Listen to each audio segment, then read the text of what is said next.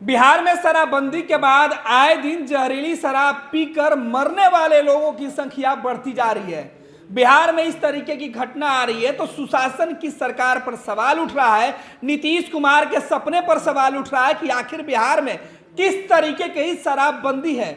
आखिर शराब बंद वाले प्रदेश में शराब कहां से आ रही है जो लोग पी रहे हैं और मर रहे हैं। मुख्यमंत्री से जब पूछा जाता है तो मुख्यमंत्री कहते हैं कि जो पिएगा सो मरेगा।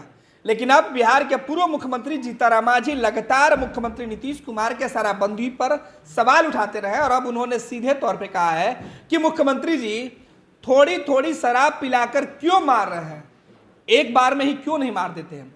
दरअसल आजकल बिहार के पूर्व मुख्यमंत्री जीतन मांझी और बिहार के वर्तमान मुख्यमंत्री नीतीश कुमार के बीच 36 का आंकड़ा सामने आया है, जहां पूर्व मुख्यमंत्री को मुख्यमंत्री नीतीश कुमार सदन के अंदर सबके सामने जलील कर दिए। उसके बाद से पूर्व मुख्यमंत्री नीतीश की नाकामियों का कोई भी मौका नहीं छोड़ रहे हैं कि उसे हर हाल में पब्लिक के पास लाया जाए।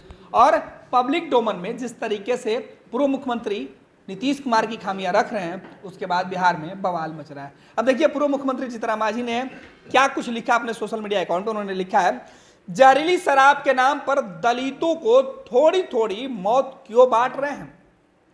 नीतीश जी एक ही बार जनरल डायर टाइप लाइन में खड़ा करके सबको गोली मार दीजिए, आपके नफरत का अंत हो जाएगा। जहरीली शराब से हो रही मौत को नहीं रोक सकते तो शराबबंदी कानून का क्या मतलब। कम से कम गुजरात से तो सबक लीजिए। सीधे तौर पर पूर्व मुख्यमंत्री जीतन मांझी ने नीतीश कुमार को लेकर कहा है कि दलितों को थोड़ी थोड़ी मौत आप क्यों बांट रहे हैं, आप ऐसे भी दलित विरोधी हो गए हैं, दलितों से आप नफरत करते हैं। ये तमाम आरोप है वो लगाया जा रहा है। और सीधे तौर पर बिहार के पूर्व मुख्यमंत्री जीतन मांझी ने कहा है कि जो अंग्रेजों के सबसे बड़ा जो तानाशाह शासक था जनरल डायर, जिसने जालियांवाला बाग में मासूम लोगों के ऊपर लगातार गोली चलाकर उनकी हत्या करा दी थी, वैसे लोगों को भी आप मात दे चुके हैं, उससे भी आप आगे निकल चुके हैं। तो आप क्यों नहीं एक ही बार बिहार के गरीब लोगों को लाइन में खड़ा कराकर गोली मारवा दे रहे हैं। ये सीधे तौर पर बिहार के पूर्व मुख्यमंत्री लिख रहे हैं कि आप जनरल डायर टाइप लाइन में खड़ा करके सबको गोली मार दीजिए, आपके नफरत का अंत हो जाएगा।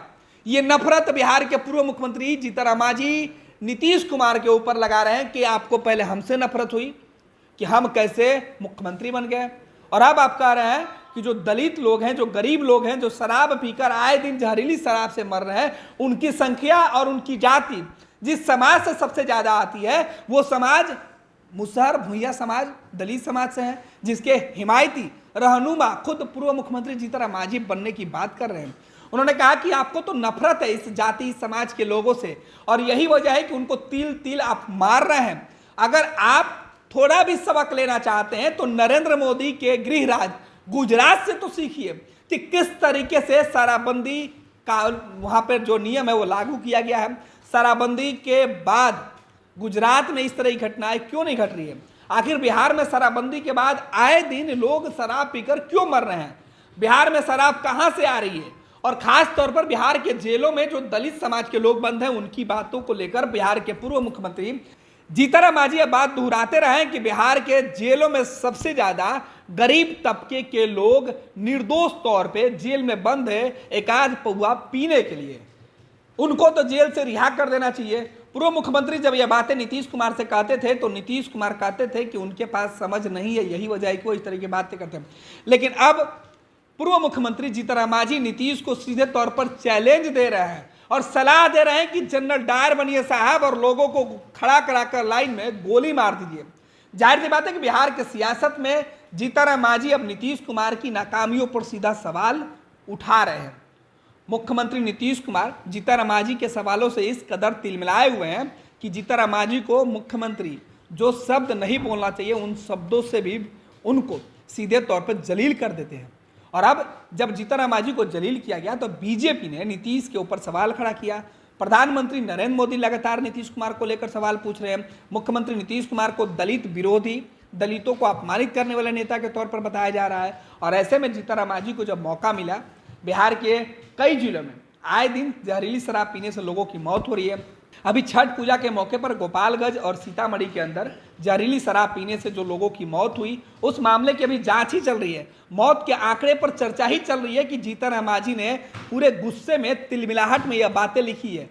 पूर्व मुख्यमंत्री का यह गुस्सा देखिए, दलितों के मौत पर यह गुस्सा, यह आक्रोश नीतीश कुमार के खिलाफ साफ दिख रहा है। जीतन राम मांझी ने जिस तरीके से कहा है कि आप जनरल डायर की भूमिका में आइए और लोगों को खड़ा करके खुद ही गोली मार दीजिए, क्यों रोज रोज तिल तिल मारने के लिए उनको छोड़ दे रहे हैं, उनको रोज जहरीली शराब आप पिलवा रहे हैं और उनको मार रहे हैं। इससे अच्छा होगा कि पूरा किस्सा खत्म हो जाएगा एक दिन में ही। जाहिर सी बात है कि बिहार की सियासत में लगातार आरोप प्रत्यारोप का दौर है। बिहार में जब से शराबबंदी कानून लागू हुआ, तब से इस कानून को सही तरीके से अमली जामा पहनाए जाने पर सवाल उठते रहा है। समर्थन करने वाली पार्टियों ने भी कहा था कि बिहार में सचमुच क्या शराबबंदी लागू है। उसके बाद नीतीश कुमार समय समय पर शराबबंदी कानून में संशोधन के साथ इसे और सख्त बनाने के लिए कई फैसले लिए। बिहार में करोड़ों रुपए शराब खोजने और शराबियों को पकड़ने पर लगाई गई।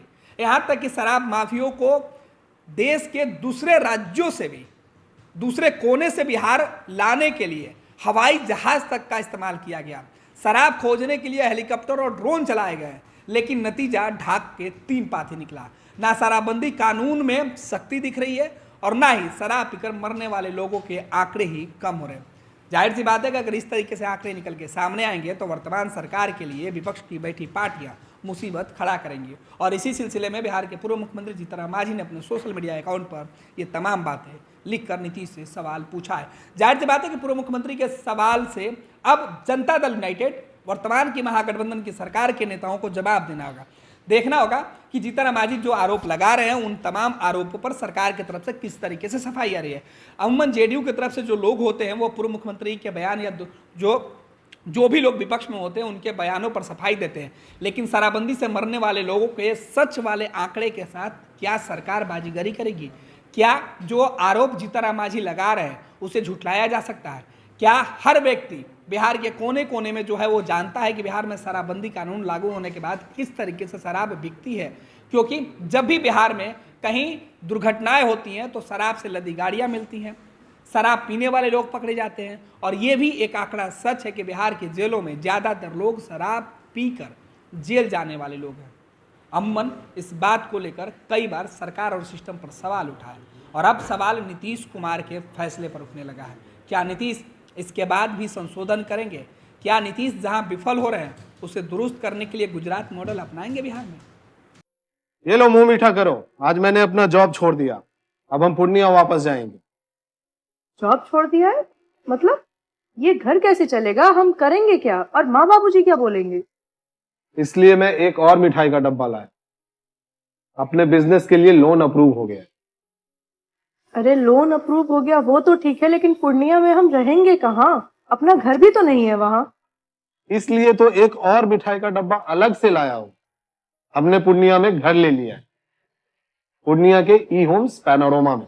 पूर्णिया में पैनोरमा ग्रुप लेकर आए हैं ई होम्स पैनोरमा। बड़ा घर, आलीशान जिंदगी और अत्याधुनिक सुविधाओं के संग। अरे अब क्यों मुंह मीठा करवा रही हो? क्योंकि हम घर वापसी जो कर रहे हैं। घर वापसी की खुशी पूर्णिया में ई होम्स पैनोरमा के संग। ई Homes Panorama, luxurious lifestyle redefined.